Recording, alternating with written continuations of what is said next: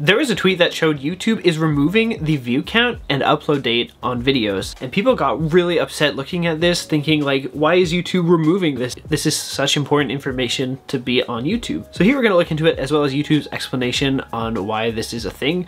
So let's begin. So imagine this is your YouTube homepage, but now imagine you take away the view count and the upload date. What do you have? This. And it looks weird. Like, it's very, very strange for someone to want to do this. This tweet from YouTube Analytics shows that this is a thing. Like, I turned this comment into a copy pasta and then just the user. No upload date, no view count.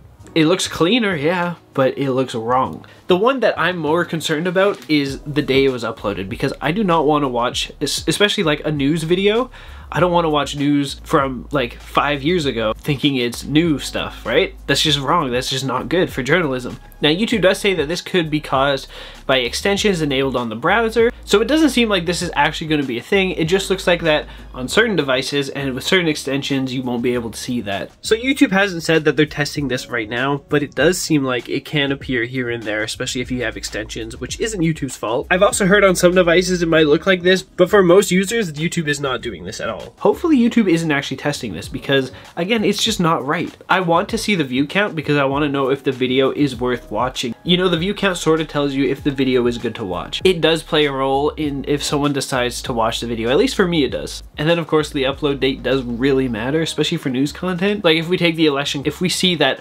Obama won the election, but it looks like it's posted now, that's just inaccurate. He's not even running, right?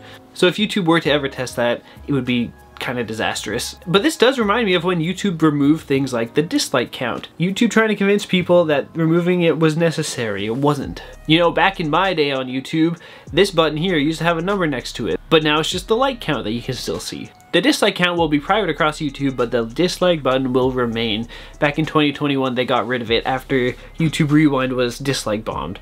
But it was also because people would dislike bomb creators, and it was seen as a form of harassment, but it really was so useful, and I still agree it was so useful. And then YouTube also took away another statistic, the true subscriber count. So YouTube used to display the exact amount of subscribers people had, but then they abbreviated the number. So like all these channels used to have these many subscribers at one point in time, but then look at that, Mr. Beast's number was abbreviated.